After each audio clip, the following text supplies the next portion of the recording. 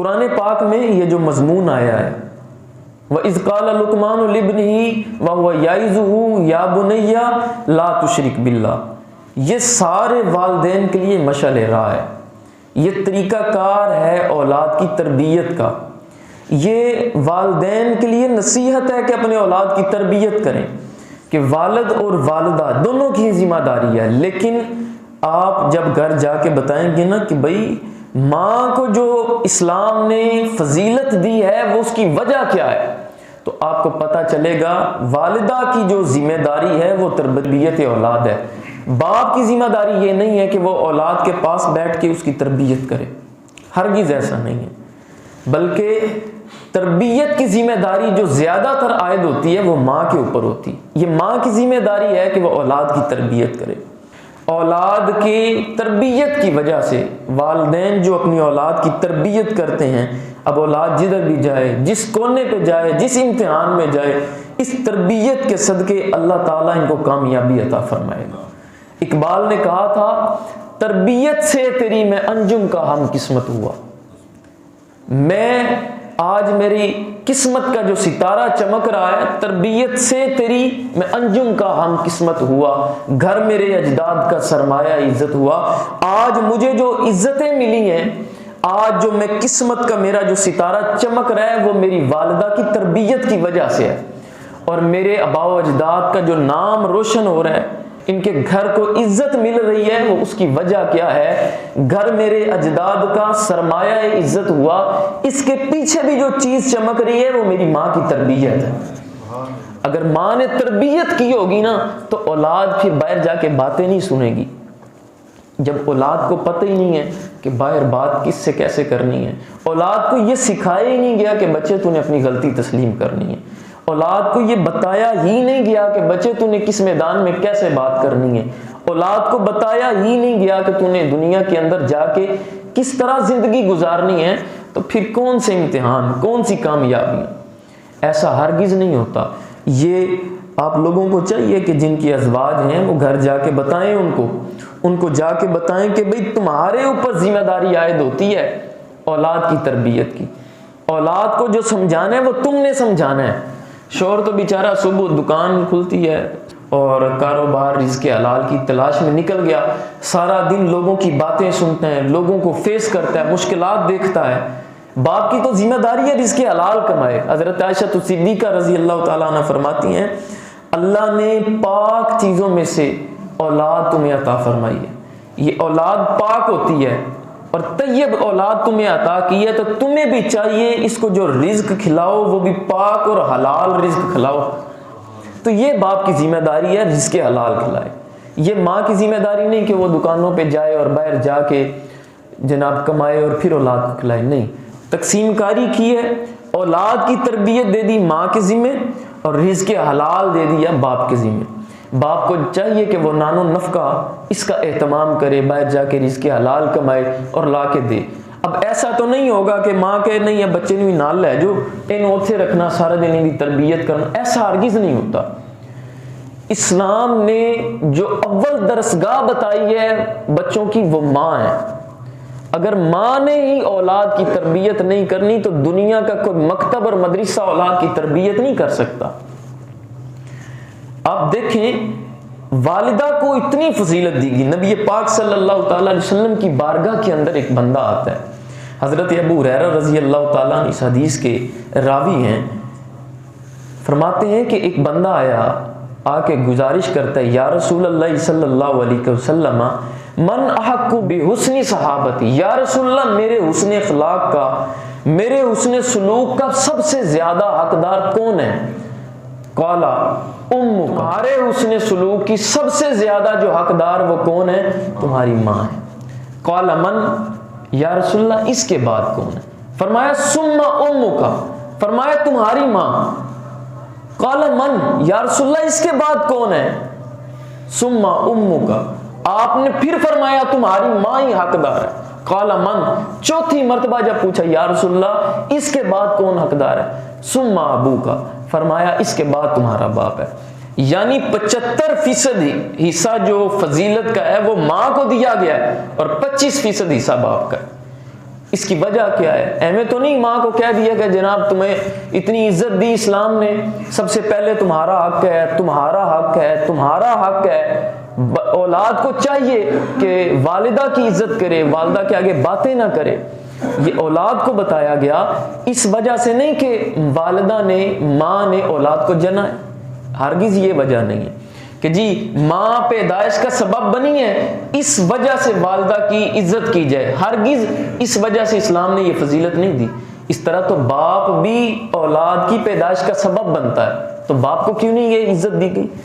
حقیقت بات یہ ہے کہ جو تربیت کا مرحلہ تھا یہ آسان نہیں ہوتا، یہ بڑا کٹھن ہوتا ہے، صبر آزما ہوتا ہے۔ اولاد کی تربیت کا مرحلہ بڑا مشکل ہوتا ہے، اولاد کی کئی سال تک نگرانی کرنا۔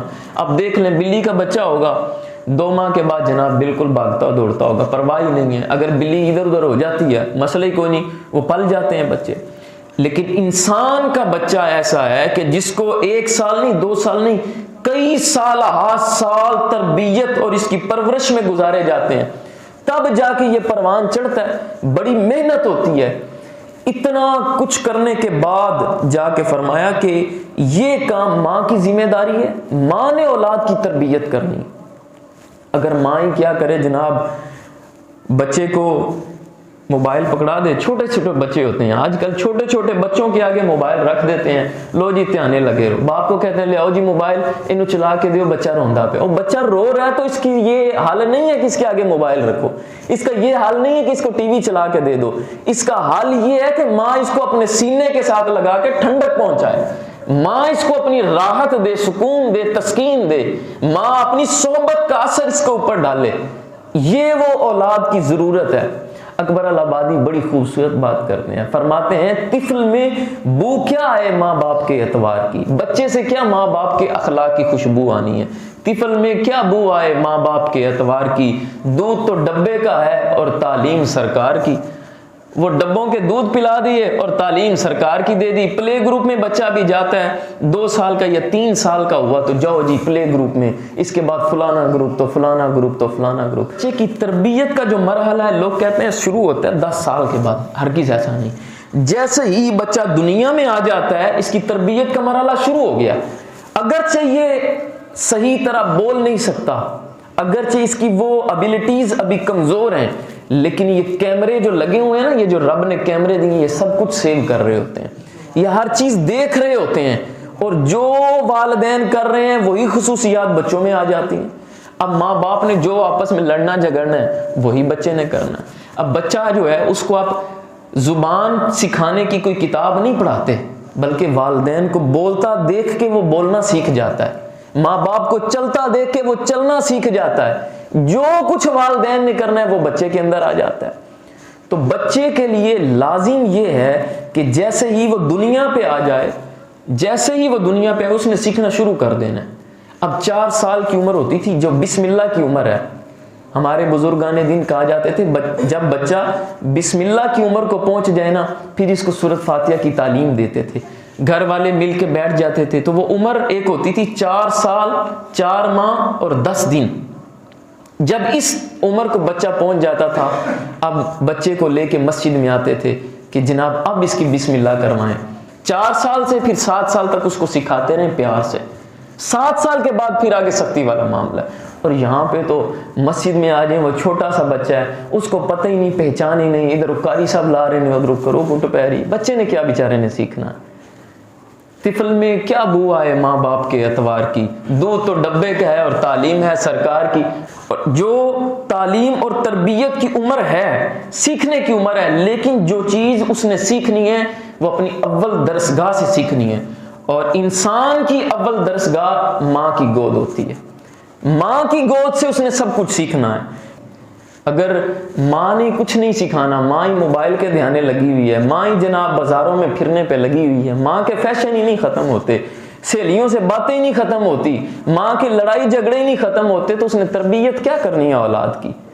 اول درسگاہ جو ہے وہ ماں کی گود ہے، گود ماں دیے، اول درسگاہ پہلی جو درسگاہ ہے وہ ماں کی گود۔ ایتھو زندگی دا نصب العین بندہ، زندگی کا جو نصب العین ہے نا، جو راہیں متعین ہوتی ہیں وہ ماں کی گود سے ہو جاتی ہیں، ایتھو इत्थों जिंदगी दा नस्बुलैन बंदा, इत्थों ख्वाजा फरीद बन के दुखी दिलां दे वास्ते चैन बनता। शर्मो हया दी जे मां होवे पैकर, फिर पुत्र भी हो सुसकलैन बंदा। जे मां ही चंगी ना होवे तो फिर औलादां चंगियां नहीं हुंदियां। ते जनाब सैयदा खातूने जन्नत जे मां होवे तो फिर पुत्र भी सखी हुसैन बनदा। अगर माएँ हजरत फातिमा तो ज़हरा जैसी होंगी तो फिर बेटे भी हजरत हुसैन जैसे पैदा होंगे। लेकिन अगर माएँ आज की तरबियत की तरफ तवज्जो नहीं देंगी तो आप अंदाज़ा कर लें जो माहौल बन रहा है। कहा जाता है कि एक पढ़ी लिखी माँ, एक सुलझी हुई माँ दे दो, मैं तुम्हें एक सुलझी हुई कौम तैयार करके दे दूंगा। बाप की तालीम उसी तक होती है महदूद, उसके पास वक्त नहीं है कि वो औलाद के पास बैठे, उसके पास वक्त नहीं है कि वो औलाद को बैठ के 4 घंटे का लेक्चर दे। ये माँ का काम है कि उसके साथ वक्त गुजार रही है, उसको सिखाए कि बेटा ये बाप है, इसकी ताज़ीम करनी है, ये माँ है, इसकी ताज़ीम करनी है, ये बहन भाई हैं, इनकी ताज़ीम करनी। ये माँ का काम है। खाने के लुकमे से लेके पानी पीने तक जो चीज़ सिखानी है वो माँ ने सिखानी है। मुझे बड़ा याद है कि बचपन के वो दिन थे, पानी का गिलास मुझे कहा गया कि लेके आओ। मेरी वालिदा ने कहा, मेहमान आए थे, मैं पानी का गिलास लेने गया और फुल भर के ले आया, ऊपर से बाहर गिर रहा था।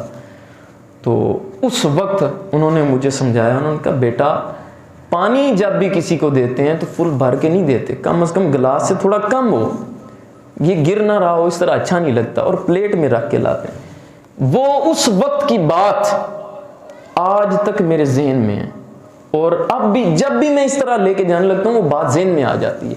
जो बच्चे होते हैं वो नरम पौधे की मानी दें, आज उनकी तरबियत करें, लेकिन जब वो सख्त तनावर दरख्त बन जाएंगे उस वक्त तरबियत का असर नहीं होगा। आप अगर उनको मोड़ के इधर या उधर करना चाहेंगे तो वो टूट जाएंगे। उस वक्त फिर वो कहेंगे जी साढ़े वालदैन ने साड़ी बनती नहीं है। आपने सुना होगा पिछले दिनों में एक 7 साल या 8 साल बच्ची ने खुदकशी कर ली। अब 7 या 8 साल की क्या उम्र है, लेकिन वो बच्ची ने खत लिखा है जनाब कि मेरी माँ जो है ना मेरे से प्यार नहीं करती, इस वजह से उसने स्कूल की छत से छलांग लगा दी। अब इन बच्चों को किसने बताना है, इनको किसने बताना है कि बेटा, और बच्चों को तो दूर की बात, माँओं को किसने समझाना है कि अपनी औलाद की तरबियत करें। हर माँ को जो फजीलत दी गई है, हर माँ को चाहिए, अगर वो चाहती है कि उसको ये फजीलत हासिल हो तो वो माँ बन के दिखाए, वो इन मामलात के ऊपर तवज्जो दे, वो अपना किरदार साफ रखे।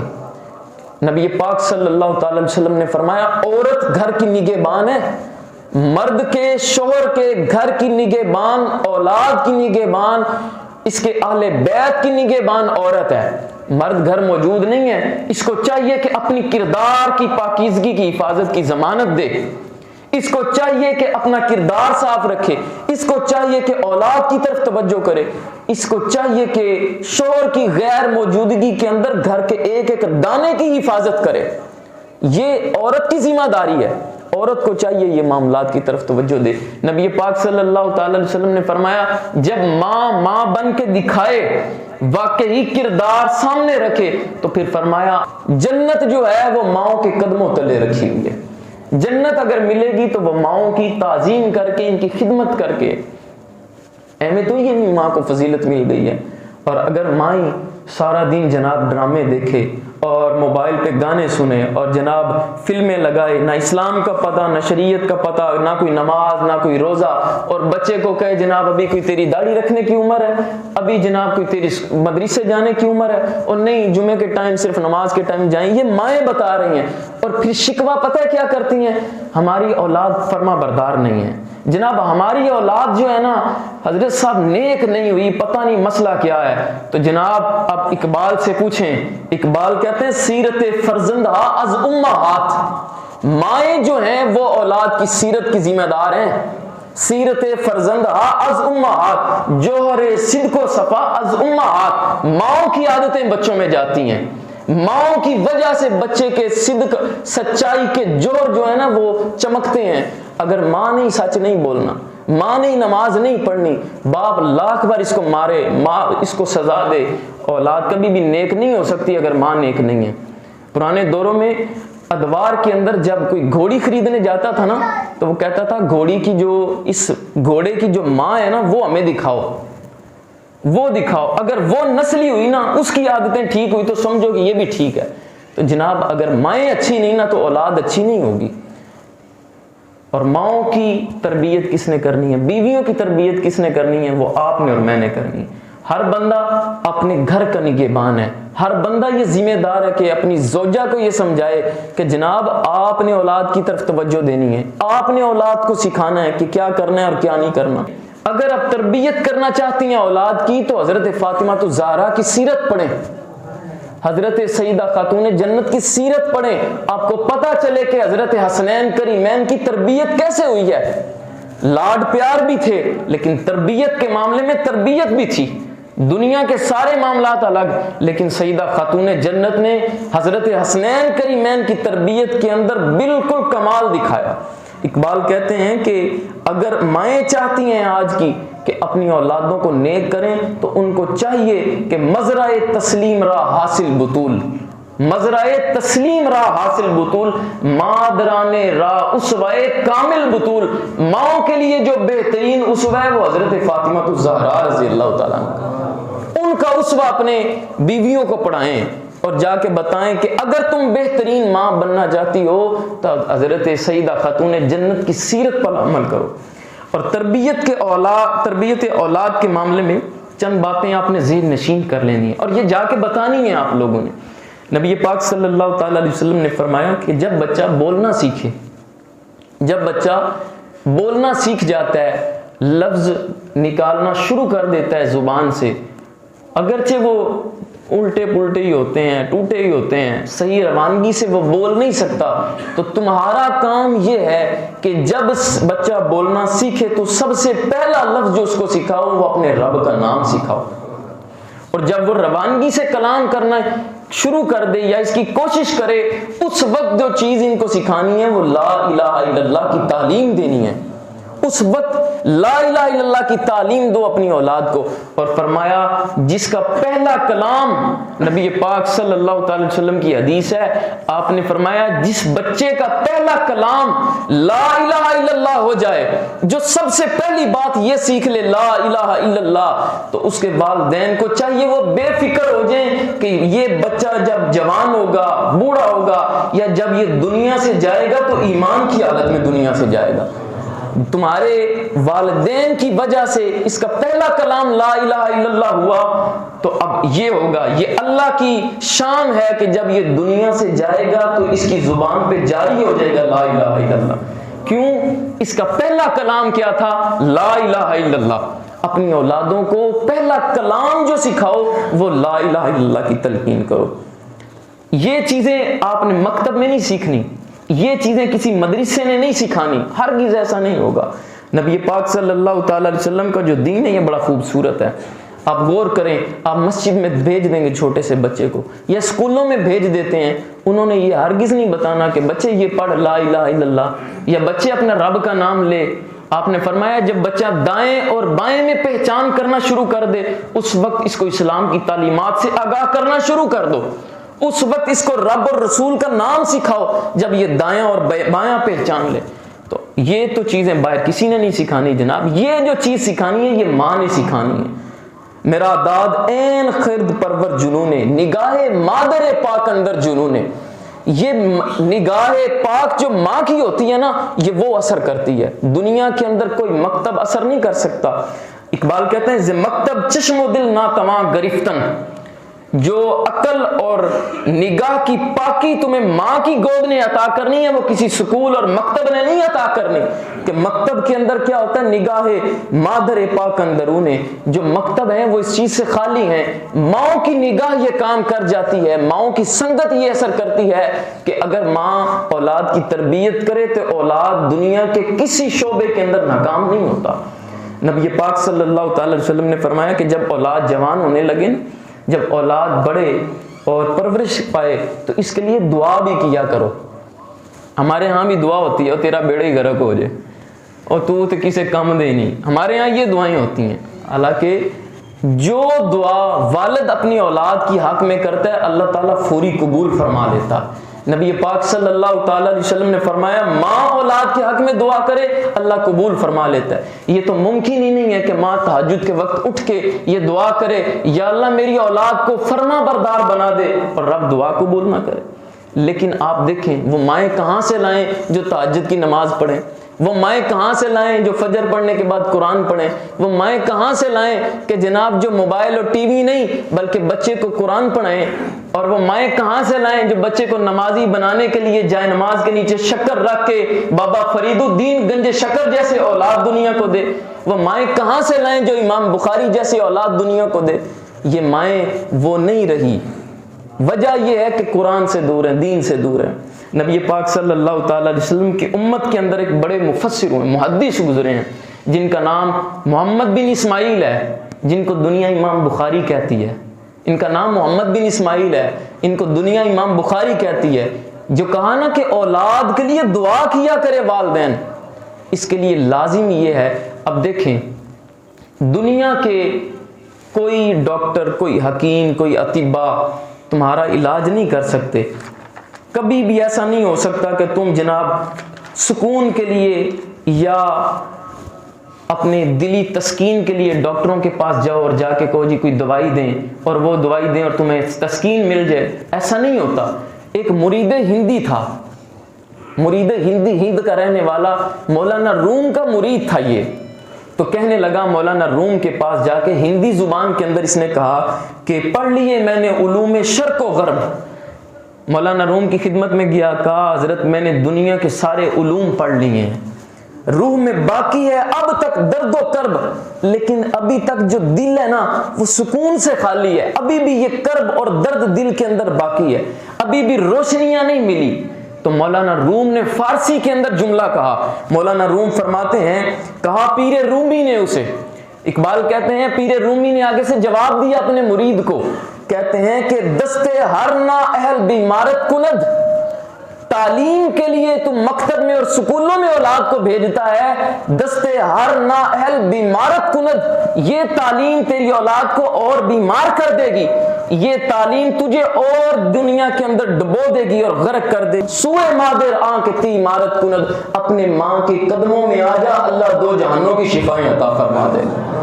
یہ مولانا روم اپنے مرید کو سبق دے رہے ہیں کہ دنیا کے مکتبوں کے اندر وہ رانائی افکار باقی نہیں ہیں، کہیں وہ لذت شوق نہیں ہے، اپنی والدین کے قدموں کے اندر آؤ، ساری دنیا کی شفائیں اور تسکین یہاں پہ ہے۔ اور یہ جو ہے نا کہ اپنی اولاد کے لیے دعا کریں، امام بخاری نابینا ہو گئے تھے بچپن میں، اب دنیا میں تشریف لائے، چند سال کے بعد آنکھوں کی بینائی چلی جاتی ہے، اور ماں روتی ہوتی تھی کہ آپ کی مائیں رو رو کے دعا کرتی تھی کہ یا اللہ یہ کام کیا معاملہ ہو گیا، اتنا ذہین بچہ ہے اور بینائی چلی گئی ہے۔ تو اس وقت کسی نے کہا کہ بھائی آپ ماں ہیں، دنیا داروں سے علاج نہ کروائیں، آپ دعا کریں اللہ شفا عطا فرما دے گا۔ تو امام بخاری کی والدہ تہجد کے وقت اٹھ کے دعا کرتی ہیں، یا اللہ میرے بچے کو شفا عطا فرما، یا اللہ میرے بچے کو بینائی عطا فرما۔ یہ ماں کی دعا کی برکت تھی کہ اللہ تعالیٰ نے صبح جب امام بخاری اٹھتے ہیں تو بینائی واپس لوٹ چکی تھی۔ یہ ماں کی دعا کی برکت ہے۔ تو اپنی اولادوں کو بد دعائیں دینے کی بجائے جا تیرا بیڑا غرق ہوئے، جا تیرا ککھ نہ رہے، ایسے جملے کہنے کی بجائے دعا دیا کریں کہ اللہ تیرا بھلا کرے، اللہ تجھے معاف کرے، اللہ تجھے کامیاب کرے۔ اولاد کے حق میں جو سب سے بہترین دعا ہے وہ والدین کی ہے۔ اللہ تعالیٰ جل مجد الکریم ہم سب کو دین اسلام کا فہم عطا فرمائے۔ وما علینا الا البلاغ۔